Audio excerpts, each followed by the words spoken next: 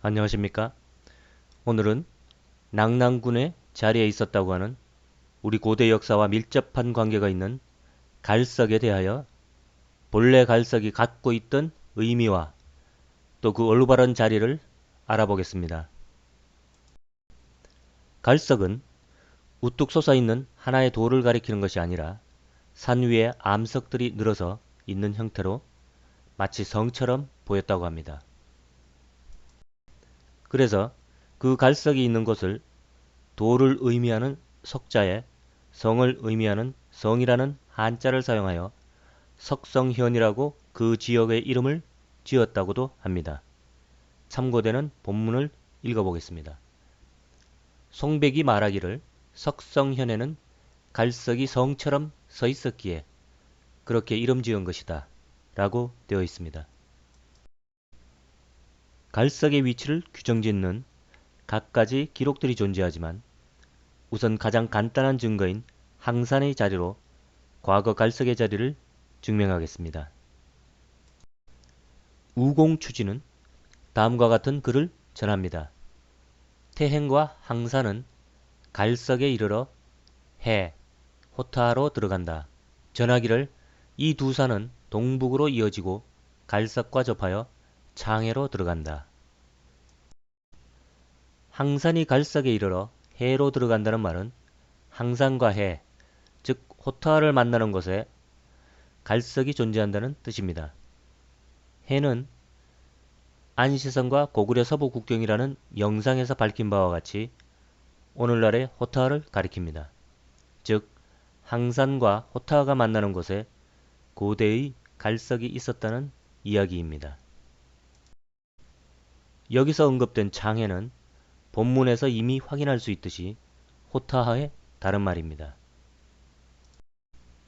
우공추지에서는 다시 항산은 상산, 상, 곡양현 서북쪽에 존재한다 라고 하였는데 곡양현에 대한 흔적은 오늘날 두 곳에서 발견할 수 있습니다. 첫째, 하복성 보정시의 곡양현이고 둘째, 하복성 석가장시 정정현의 곡양교향입니다. 다시 우공추지를 살펴보겠습니다. 상곡양은 지금 지계 진정부 정주의 곡양현으로 그 옛성이 현의 서쪽에 있다 라고 되어 있습니다. 진정부는 곧 정정부를 가리킵니다.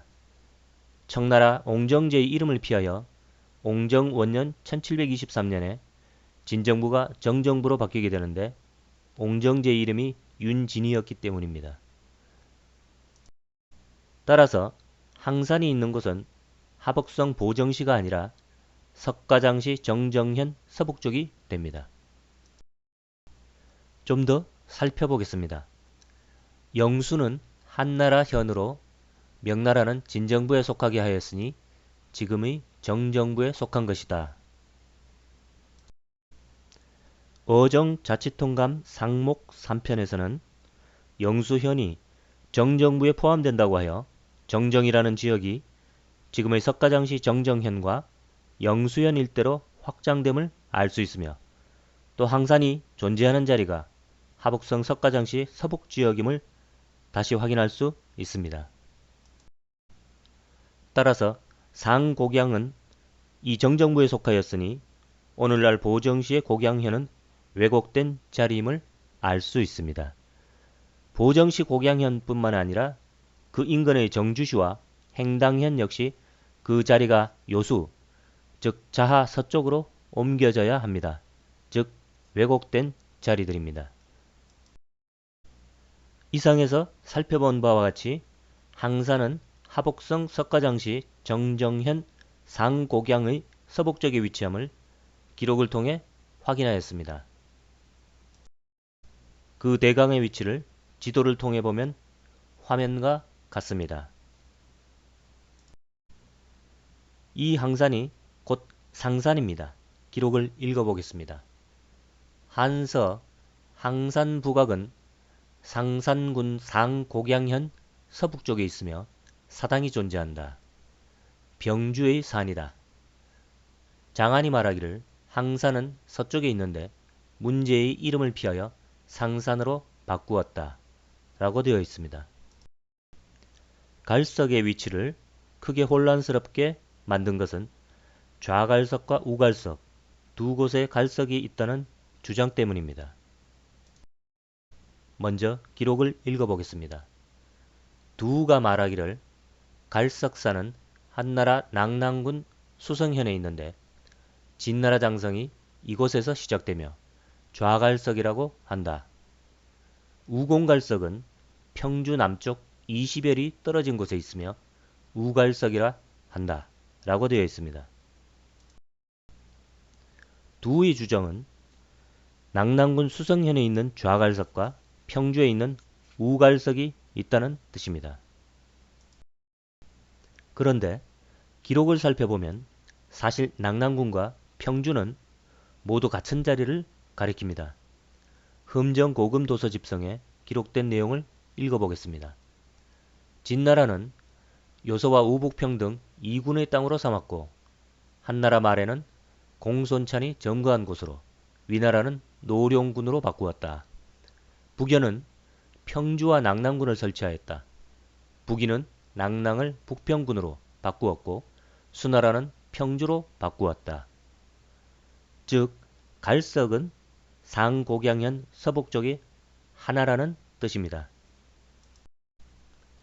갈석이 낙랑군 수성현에 있다는 기록에 따라 오늘날의 지도에 등장하는 하북성 보정시 서수현 수성촌을 글자 그대로 인식하여 이곳을 낙랑군 수성현이라고 하는 주장이 있습니다. 하지만 오늘날 지도의 지명을 기록의 증거 없이 고대의 지명과 동일시하는 것은 매우 위험한 방법입니다. 갈석은 태행산맥과 접하는 요서에 위치하여야 하고 또 호타하와 접하여야 합니다. 따라서 요수인 자하의 동쪽에 있는 보정시 수성촌은 낙랑군 수성현이 아닙니다. 또 지금의 지도에 그려져 있는 하북성 진왕도시 무령현의 갈석산 역시 창녀현과 함께 저들이 임의로 그려놓은 왜곡된 장소입니다.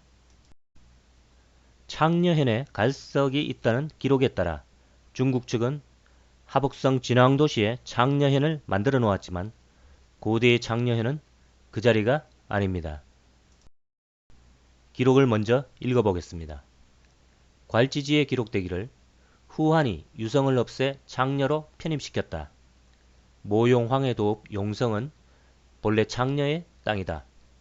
서로 수십 리 밖에 떨어져 있지 않았다.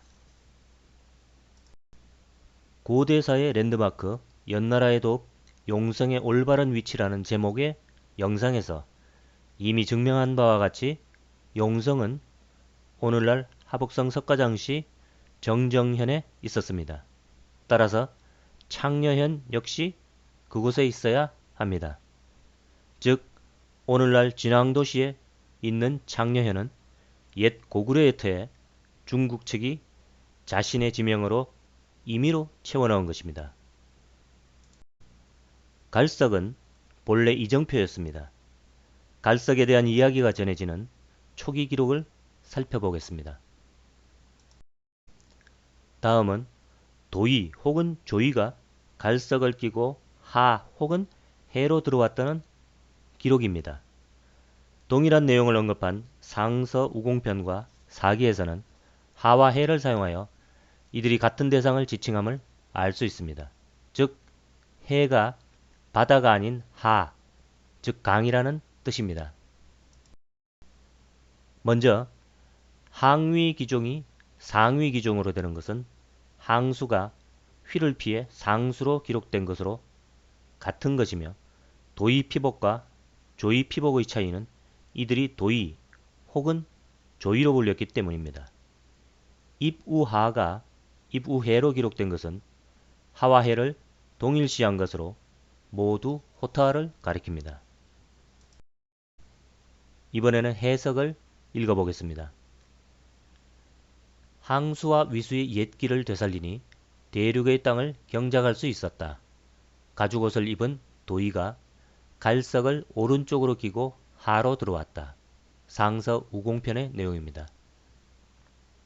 이번에는 사기의 내용을 읽어보겠습니다.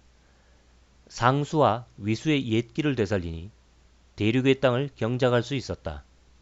가죽옷을 입은 조이가 갈석을 오른쪽으로 끼고 해로 들어왔다. 한자의 쓰임이 다소 난해하여 각 구절을 하나씩 설명해 보겠습니다. 먼저 항위기종 혹은 상위기종이란 항수와 위수가 치수사업을 통해 바로잡혔다는 뜻입니다. 사기에서 항 대신 상을 쓴 것은 전한 문제, 유황의 휘를 피하고자 한 것입니다.